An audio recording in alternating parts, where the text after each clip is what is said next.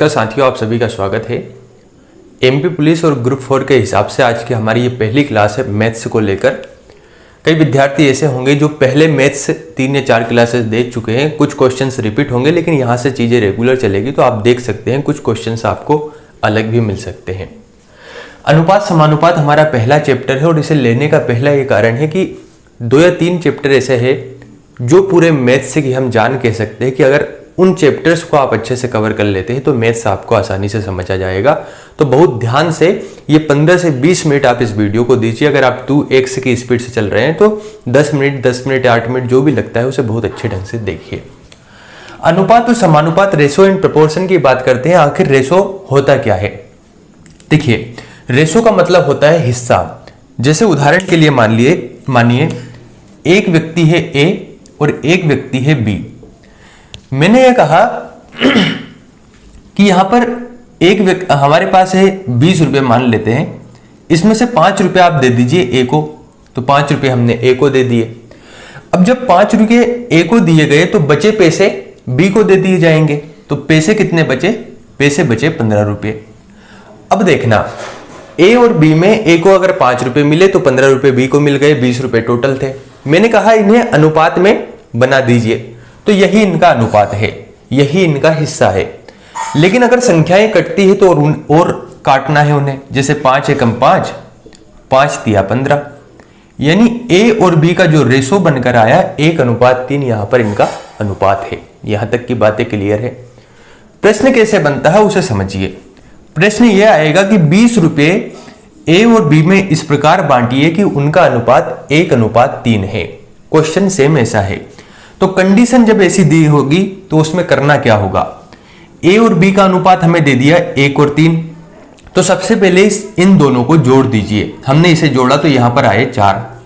ठीक है, अब इस 4 का भाग जो राशि दी होगी उसमें भाग दीजिए। 4 से हमने भाग दिया। जब आप 4 से भाग दे रहे होंगे जिस राशि को दिया है उसमें, तो हमें पता लगेगा 1 बराबर कितना। तो 4 पंच 20, यानी 1 बराबर 5। अब हमसे क्या बोला जाएगा कि 20 रुपए की राशि को A और B में इस प्रकार से बांटिए कि उनका अनुपात 1:3 है। तो यहां पर हमें पता लग गया 1 बराबर 5। तो अब इसका मल्टीप्लाई जिसके बारे में पूछा है उसमें कर देना है। A और B के बारे में पूछा है तो A का अनुपात है 1, यानी 1 गुणा 5 करेंगे तो 5। B का अनुपात है 3, 5 गुणा 3 करेंगे तो 15। अब देखिए कितनी सिंपल चीज है। जो हमने शुरू में बांटा था क्या वही चीज वापस नहीं आई? कहने का मतलब अनुपात होता है किसी भी चीज का हिस्सा। हमें जो अनुपात दिया है उसे जोड़कर भाग दे देना है, हमें पता लगेगा 1 बराबर कितना। 1 बराबर जो है उसका मल्टीप्लाई उसमें कर दीजिए जिसके बारे में पूछा गया है। अब मैं एक थोड़ा सा कंफ्यूजन आपको बता देता हूं जो हो सकता है या आपके मन में डाउट आता है। आप कहेंगे कि सर कभी कभी क्या होता है, क्वेश्चन से ये पूछ लिया जाता है कि 20 रुपए की राशि को A और B में इस प्रकार से बांटिए कि A और B का अनुपात 1:3 है। तो यहां पर यह पूछ लिया जाएगा कि B को कितने रुपए मिलेंगे। तो कई विद्यार्थी क्या करते हैं, ये है 20 रुपए, हमें पता लगा B का रेशो क्या है 3 है, तो डायरेक्ट 3 से भाग दे देते हैं और क्वेश्चन गलत हो जाता है। माइनर सी गलतियां होती है, इन्हें ही समझना है, यहीं से क्वेश्चन से सॉल्व होंगे। छोटी छोटी गलतियों की वजह से ही एग्जाम से हम बाहर हो जाते हैं। इन्हीं गलतियों को हमें सुधारना है। और क्लास लेने के पीछे कारण यह है कि आपको रटना नहीं है कि यार मैथ्स से डरकर भागता है। नहीं, इत्मीनान से समझिए, आपके भाई जैसा समझिए, मुझे दोस्त जैसा समझिए। ये नहीं कि एक जो छवि बिठा रखी है कि यार टीचर ऐसा होता है वैसा होता है, वो बातें नहीं। दोस्त की तरह समझिए, साथ में आगे बढ़ेंगे, चीजों को समझते हुए आगे बढ़ेंगे। अब हमें क्या करना है, क्वेश्चंस को देखना है। हमें सबसे पहले बेसिक्स को समझना है, आखिर अनुपात में करेंगे क्या। पहला क्वेश्चन है, A अनुपात दिया है 3:5, A अनुपात B 3:5, B अनुपात C 2:3, B अनुपात C 2:3। अब देखिए क्वेश्चन क्या पूछ रहा है कि इन दोनों के बारे में हमें बता दिया है, तो अब हमें यह बताना है कि A अनुपात B अनुपात C क्या होगा। अब एक बात बहुत अच्छे ढंग से समझना, एक व्यक्ति है राम, एक व्यक्ति है श्याम और एक व्यक्ति मान लेते हैं कृष्णा मान लेते हैं। अब एक बहुत अच्छे ढंग से बात समझना, मैंने यह कहा कि राम का मित्र है श्याम, मैंने यह कहा कि श्याम का मित्र है कृष्णा। यह कृष्ण का मित्र भी श्याम है और राम का मित्र भी श्याम है। अब एक बात बहुत अच्छे ढंग से समझना, ये जो श्याम है, ये श्याम राम का भी मित्र है और कृष्ण का भी मित्र है। क्या कभी ऐसा होगा कि जब ये व्यक्ति राम से मिलेगा तो क्या इसकी हाइट कम हो जाएगी, बढ़ जाएगी, इसका वजन कम होगा, ज्यादा होगा, इसके बोलने का तरीका नहीं, कुछ होगा ना चेंजेस। क्या यही श्याम जब कृष्ण से मिलेगा तो उस समय भी क्या इसकी स्थिति में परिवर्तन होगा, क्या इसका हाइट वेट ये सभी में चेंजेस आएगा? तो आप कहेंगे सर नहीं आएगा। कहने का मतलब जब इन दो व्यक्तियों के एक ही कॉमन फ्रेंड है, एक ही मित्र है जो दोनों का कॉमन है, तो यहां पर उसका जो मान है, उसका जो वैल्यू है वो समान होगा, यानी दोनों जगह मान परिवर्तित नहीं होगा, उसका जो मान है वो सेम होगा। तो यहां पर समझने वाली बात यह है, यहां पर भी b है, यहां पर भी b है और b दोनों जगह है, तो b का दोनों जगह अगर अलग अलग मान है तो उस मान को हमें एक करना होगा। क्यों? क्योंकि एक ही व्यक्ति है और उसका मान अलग अलग नहीं हो सकता, उसका मान एक ही होना चाहिए। जब भी ऐसा क्वेश्चन रहे तो हमें जो चीज कॉमन दी होगी उसे समान करना होगा। उसे कैसे करते हैं? तो देखिए a अनुपात b है 3:5, ये मैंने लिखा 3:5, b अनुपात c है 2:3। सबसे पहले तो आपको इस तरीके से उतार देना है, ठीक है। अब क्या करना है, इसके बाजू में जो जगह खाली होगी उसके बगल वाला जो अक्षर है उसे वहां पर खिसका देना है। जैसे इसके बगल में ये जगह खाली है तो 5 को यहां ले आइए, ये ले आए 5। यहां पर जगह खाली है 2 को यहां ले आइए, ये ले आए 2। अब सिंपल सा काम ये करना है कि इसका मल्टीप्लाई कर देना है और वही हमारा आंसर होगा। 3 दून 6, 5 दून 10 और 5 तिया 15। ए बी सी का नया अनुपात 6:10:15 निकल कर आ गया, यही हमारा आंसर है। इस तरीके से इस क्वेश्चन को सोल्व करना है। बातें क्लियर है? अगले क्वेश्चन की ओर बढ़ते हैं। और ये तो हमने बेसिक से समझा कि अगर हमें क्वेश्चन बढ़िया दिया होगा तो हमें कैसे सोल्व करना है। क्वेश्चन है 6300 को एक्स वाई जेड के बीच इस प्रकार बांटा जाता है कि x अनुपात y बराबर 7:5 और y अनुपात z बराबर 4:3। तो y के हिस्से में कितनी धनराशि आई? समझना, 6300 रुपये है, 6300 रुपये। x अनुपात y का रेशो हमारे पास है 7:5, y अनुपात z का रेशो है 4:3। तो हम क्या करेंगे, हमें बताना है y का के हिस्से में इस 6300 में से कितने रुपए आएंगे। अब देखना, सबसे पहले तो हम ये करेंगे, यहां पर y और यहां पर y का मान अलग है तो पहले इसके मान को हम सेम करेंगे। तो x अनुपात y अनुपात z, x y का अनुपात है 7:5, y z का अनुपात है 4:3। अभी हमने क्या बोला था, जो खाली जगह है उसके बगल वाला अक्षर सरका दीजिए। ये खिसक कर यहां आ जाएगा 5, ये खिसक कर यहां चला जाएगा 4। 7 चुक 28, 5 चुक 20 और 5 तिया 15। बेसिकली यहां पर मल्टीप्लाई होता है ना। अब हमें क्या करना है, ये बोल रहा है तो y के हिस्से में कितनी धनराशि आएगी। हमने क्या देखा था, जब भी ऐसा क्वेश्चन पूछे कि उसके हिस्से में कितनी धनराशि आएगी तो सबसे पहले इन सभी को जोड़ना है। तो यहां पर अगर हम जोड़ते हैं तो मोटे तौर पर 20 और 20 40, 50, 8 5 13 यानी 60 63 यहां पर आता है। इन सभी का टोटल हो जाता है 63। अब क्या करना है, ये जो 6300 है इसमें अगर हम 63 से भाग दे देंगे तो हमें पता लगेगा एक बराबर कितना। तो 6300 में 63 से भाग दे दीजिए। 63 से भाग देंगे तो एक बराबर आएगा 100। अब y के बारे में पूछा है कि y के हिस्से में कितनी राशि आएगी। y का मान 20 है तो इस 100 का मल्टीप्लाई 20 में कर दीजिए, 20 गुना 100, यानी यहां पर 2000 रुपये y को मिलेंगे। यहां तक की बातें क्लियर है? सिंपल सा प्रश्न है, हमें यह देखना है कि हमसे पूछा क्या गया है। 6300 की राशि थी, सबसे पहले हमने इसका एक अनुपात बनाया। अगर ये कटते तो और काट सकते थे और इसका मल्टीप्लाई उसमें कर दीजिए जो पूछा गया है। यहां तक की बातें क्लियर है? अब मैं आपको थोड़ा सा इंफॉर्मेशन दे देता हूं, हमारा लास्ट क्वेश्चन करेंगे उसके पहले। देखिए, आप में से कई विद्यार्थी तो ग्रुप 4 की तैयारी कर रहे होंगे और कुछ विद्यार्थी कर रहे होंगे एमपी पुलिस की।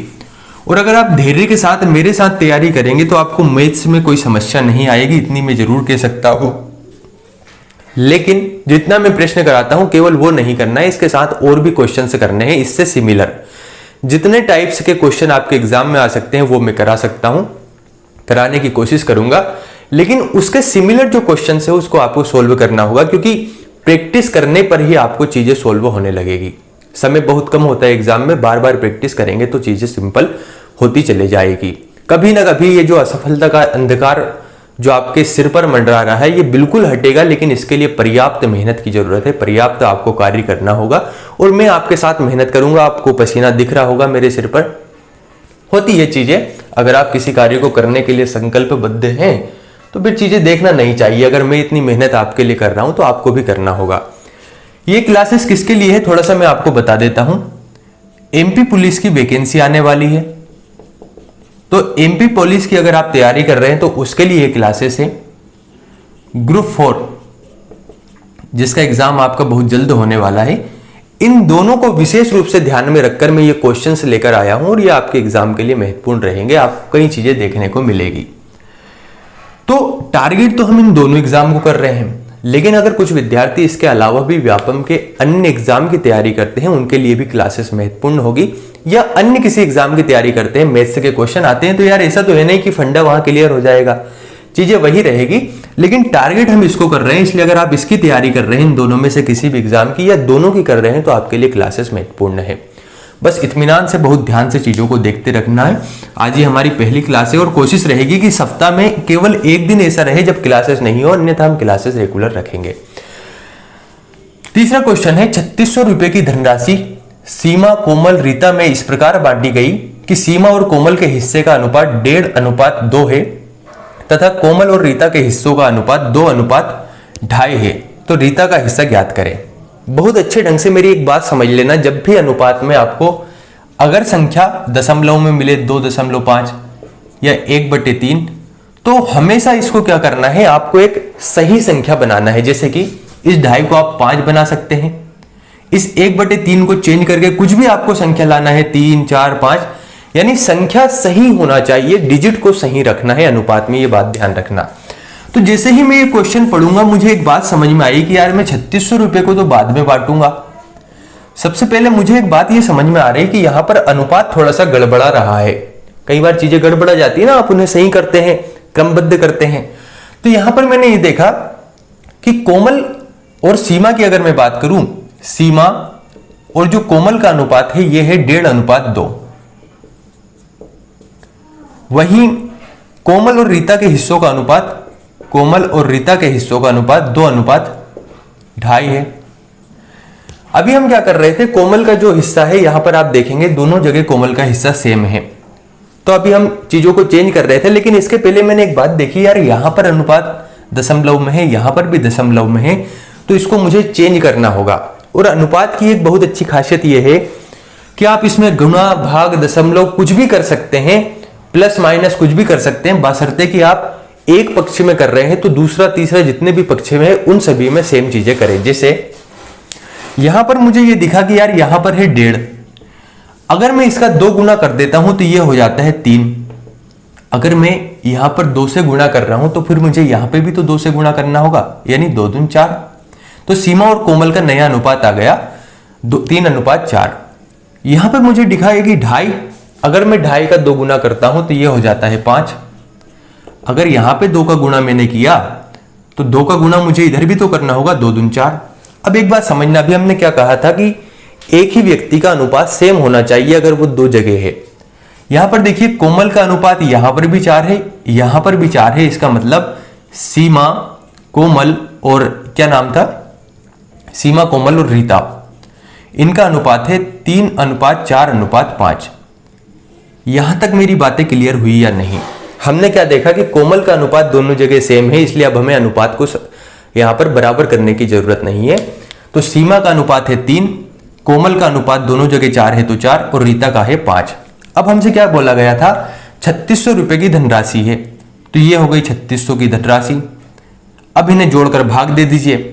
उसके बाद हमें रीता का हिस्सा बताना है, ठीक है। तो 5, 4, 9 और 9 और 3 होकर मिलता है 12, 12 दूनी 24, 12 तिया 36, यानी 1 बराबर 300। अब हमसे पूछा गया रीता का हिस्सा कितना है।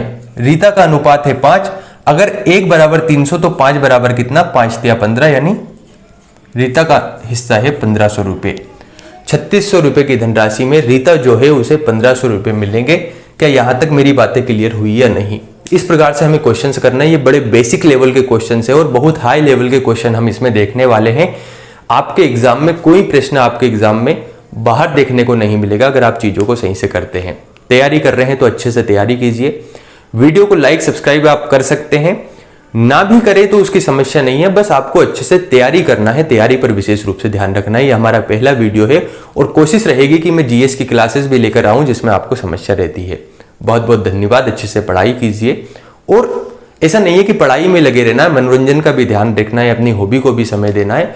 ये नहीं कि यार दिन रात कहते ना कि दिन रात पढ़ाई में ही लगे हुए हैं, इसके अलावा कुछ नहीं। सभी चीजें जिंदगी में होना चाहिए, मौज मस्ती भी होनी चाहिए, लेकिन पढ़ाई भी होना चाहिए। जो हमारा मेन टारगेट है उसे नहीं भूलना है। बाकी चीजें जरूरी भी है, अगर आपके माइंड को रिलैक्स करना है तो वो भी चीजें जरूरी है। बहुत बहुत धन्यवाद।